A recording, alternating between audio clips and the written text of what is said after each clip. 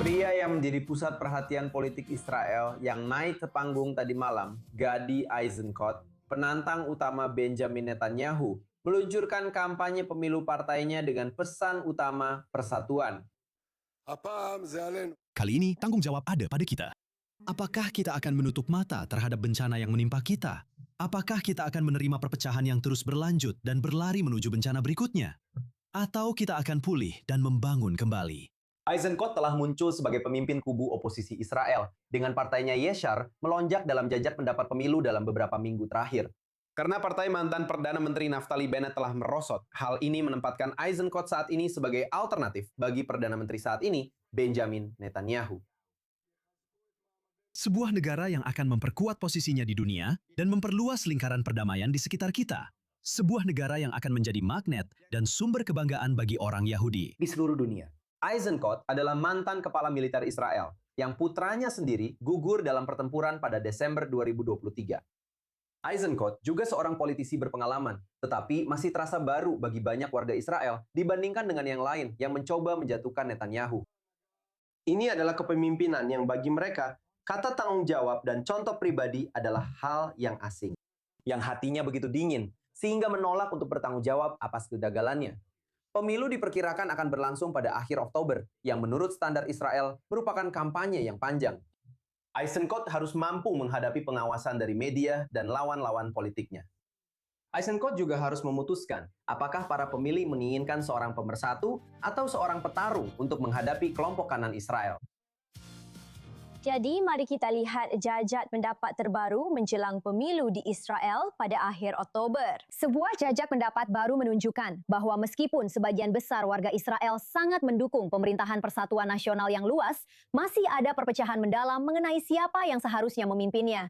Survei yang dilakukan oleh Direct Polls untuk 24 News English menunjukkan bahawa 50% responden nyatakan mereka lebih memilih pemerintahan persatuan nasional yang luas segera dibentuk setelah pemilu.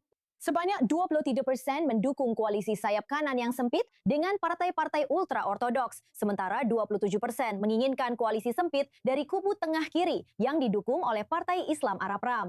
Terkait isu calon pemimpin, ketika para pendukung oposisi ditanya apakah mereka akan menerima Benjamin Netanyahu sebagai kepala pemerintahan persatuan nasional yang luas, 83% menjawab tidak, sementara hanya 14% yang mengatakan mereka akan menerimanya. Karena membentuk pemerintahan yang merangkul banyak pihak lebih penting daripada sosok pemimpin manapun.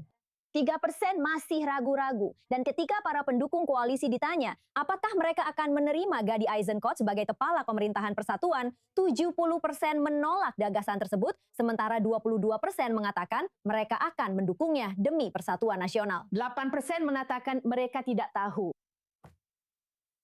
Jadi, mari kita cari tahu siapa yang tahu. Analis urusan internasional Dan Peri masih di studio dan bergabung dengan panel kami, koresponden senior Owen Altman. Jadi, ini akan menjadi pemilu pertama di Israel sejak 7 Oktober. Owen, pendapatmu tentang jajak pendapat ini, apa yang kamu simpulkan? Tapi latar belakangnya, Benita, adalah mungkin akan sulit membentuk pemerintahan setelah pemilu karena kita bisa saja menghadapi situasi yang mirip dengan yang terjadi pada 2019 dan 2020. Kita yang ada di sini masih ingat tahun-tahun itu. Kita sangat mengingatnya. Pemilu demi pemilu terus berlangsung karena perhitungannya tidak cukup untuk membentuk dan memasang pemerintahan yang setidaknya tidak mendapat 61 suara menentang di parlemen Israel. Dan itulah latar belakangnya di sini. Karena ada kemungkinan baik koalisi sayap kanan Perdana Menteri Netanyahu maupun koalisi tengah kiri dan juga agak sayap kanan yang menentangnya tidak bisa membentuk pemerintahan. Bahwa kedua pihak secara alami tidak akan mampu mencapai angka 61 itu. Dan oleh karena itu, Anda perlu melihat opsi lain.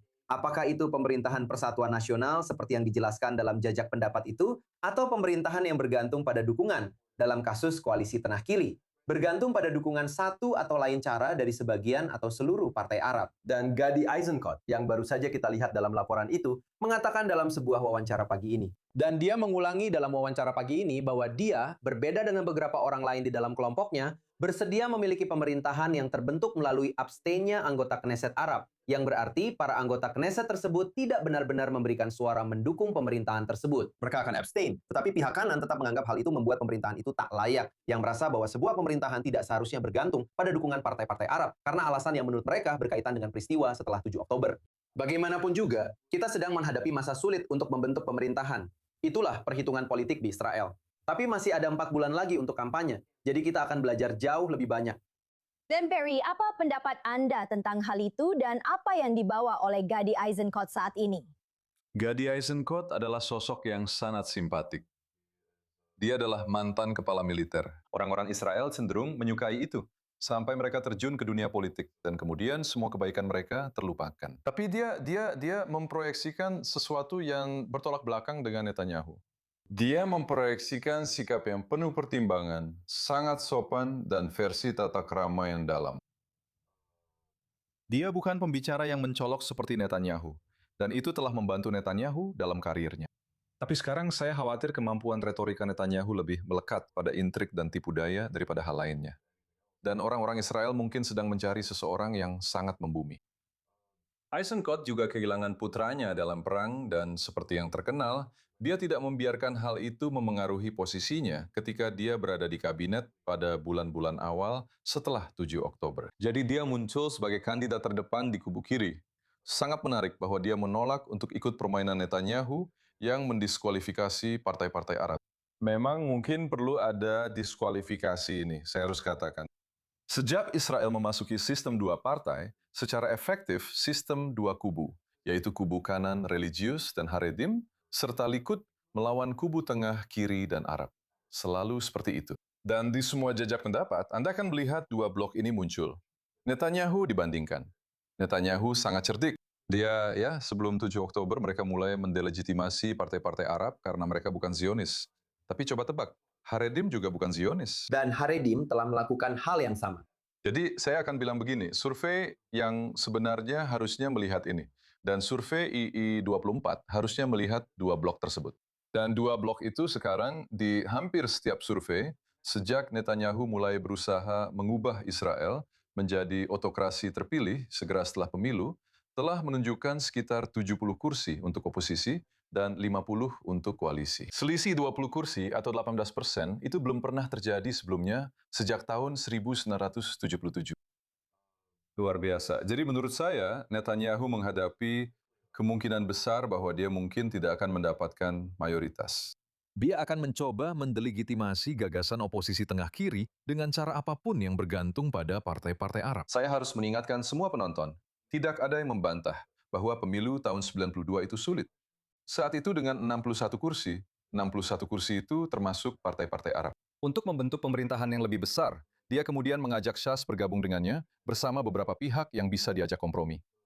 Tapi, hal yang memberinya kemenangan adalah 61 kursi termasuk Partai Arab. Eisenkot, saya rasa kemungkinan besar, jika hasil survei hari ini benar dan tidak ada perubahan lain, akan mendapatkan 70.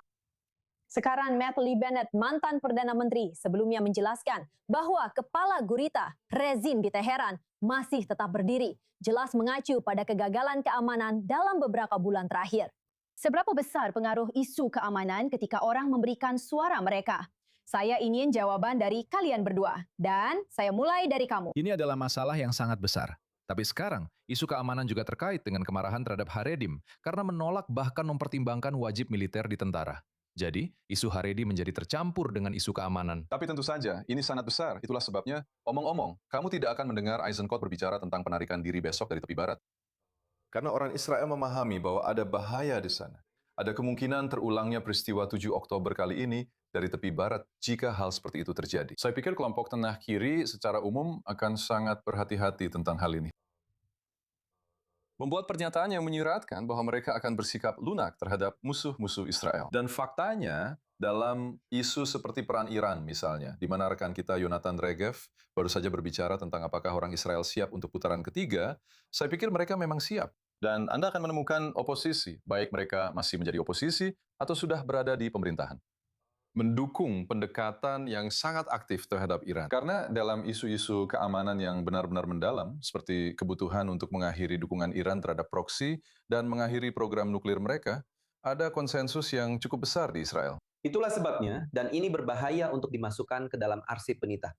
Saya tidak percaya bahwa isu-isu keamanan akan menjadi isu sentral atau kumpulan isu sentral dalam pemilu kali ini. Kamu sudah pernah mengatakan itu sebelumnya. Jelaskan alasannya kepada kami. Karena menurut saya, untuk melanjutkan apa yang dikatakan Dan, saya tidak berpikir hal itu membedakan antara dua kubu. Jika kamu melihat politik Israel belakangan ini, isu-isu yang menggerakkan orang, yang membuat orang bersemangat, baik itu di parlemen, di luar kafe pada Jumat pagi, atau di jalanan Tel Aviv pada Sabtu malam, bukanlah isu keamanan. Itu adalah isu-isu budaya. Pertanyaan, apakah Israel dijalankan oleh elit yang tidak terpilih, yang sekadar dilembagakan sebagai warisan istimewa dari kubu kiri lama? Atau di sisi lain, cerita dari kubu lain bahwa sayap kanan Israel sedang menghancurkan demokrasi dengan menghancurkan pelayanan sipil dan menghancurkan institusi-institusi, serta menghancurkan peran yang mereka mainkan dalam masyarakat demi mengambil alih semuanya. Itulah isu-isu yang menggerakkan publik, dan kita akan melihatnya dalam berbagai bentuk, termasuk dalam bentuk isu keamanan. Termasuk isu 7 Oktober, ketika muncul pertanyaan, komisi mana yang seharusnya menyelidiki peristiwa 7 Oktober di tingkat permukaan? Ini adalah isu keamanan. Di tingkat permukaan, ini tentang 7 Oktober. Tapi Benita, ini bukan masalah 7 Oktober. Ini adalah masalah 6 Oktober. Ini tentang elit mana yang seharusnya memimpin negara. Bagaimana hal itu terlihat? Ini membawa kita kembali ke tahun 2023. Dengan satu atau lain cara, itulah yang akan jadi isu sentral dalam pemilu, dengan catatan penting, yaitu isu wajib militer bagi kaum ultra-ortodoks untuk para siswa yeshiva ini. Yang akan menempatkan, izinkan saya memperjelas poin itu. Ya, ada hal budaya tentang apakah ini soal elit atau soal otokrasi, di sisi lain, atau kediktatoran mayoritas atau minoritas. Itu memang ada. Tapi saya ragu Netanyahu akan menjadikannya isu utama, karena semua survei menunjukkan bahwa usahanya menjadikan negara ini seperti di bawah Putin, dengan alasan bahwa ini adalah elit yang tidak ingin saya melakukan hal ini, sangat tidak populer. Sangat tidak populer. Dan itulah yang mulai membuatnya turun dalam survei. Tapi hal ini tetap akan berpengaruh. Ini juga akan berkaitan dengan kaum Haredim karena Netanyahu. Tanya saat ini sangat terikat dengan kaum Haredim, yang memaksanya sekarang mengeluarkan inisiatif legislatif yang sangat keterlaluan. Ini seperti skakmat oleh kaum Haredim. Mereka meloloskan undang-undang yang sangat tidak populer. Mereka tidak meloloskan undang-undang yang merugikan waktu. Ini terlihat seperti bunuh diri politik, tapi ini adalah rezeki nomplok bagi pihak oposisi yang akan bisa mengatakan kepada rakyat Israel, lihat, orang-orang ini ingin menyamakan dalam segala hal, secara hukum dan finansial, seorang murid yeshiva yang menolak bergabung dengan militer, dengan pilot, komandan tank, dan pasukan cadangan. Dan pasukan cadangan yang 400 hari jauh dari keluarga mereka. Tapi juga, omong-omong, isu lain yang akan muncul adalah soal kompetensi. Yang Tanggapan pemerintah terhadap peristiwa 7 Oktober mencerminkan apa yang terjadi ketika ada kronisme dan korupsi yang mendalam seperti yang terjadi di Israel di bawah pemerintahan saat ini. Tidak ada yang berjalan dengan baik. Dan selama perang sejak saat itu, militer bekerja, tetapi sisi strateginya tidak berjalan. Orang-orang Israel telah menyadari hal ini. Itu adalah variasi dari isu perang budaya. Dan ini mengarah pada poin saya. Anda benar sekali tentang hal itu. Ini tentang 7 Oktober, tapi itu adalah variasi dari isu budaya. Dan itulah mengapa pada tingkat yang lebih dalam, ini bukan masalah 7 Oktober. Ini adalah masalah 7 Oktober. Yang pasti, pemilu nanti akan sangat sengit dan sangat toksik. Dan ada ketakutan nyata di sebagian besar masyarakat Israel bahwa akan ada kecurangan dari pihak pemerintah. Saya harus memperingatkan semua orang untuk setidaknya mengantisipasi klaim seperti itu, jika bukan kenyataan. Tentu saja beberapa bulan ke depan akan menjadi sangat menarik. Tidak diragukan lagi, percakapan ini juga akan terus berlanjut. Dan Perry, Owen Altman, terima kasih sudah hadir di studio. Terima kasih banyak. Terima kasih.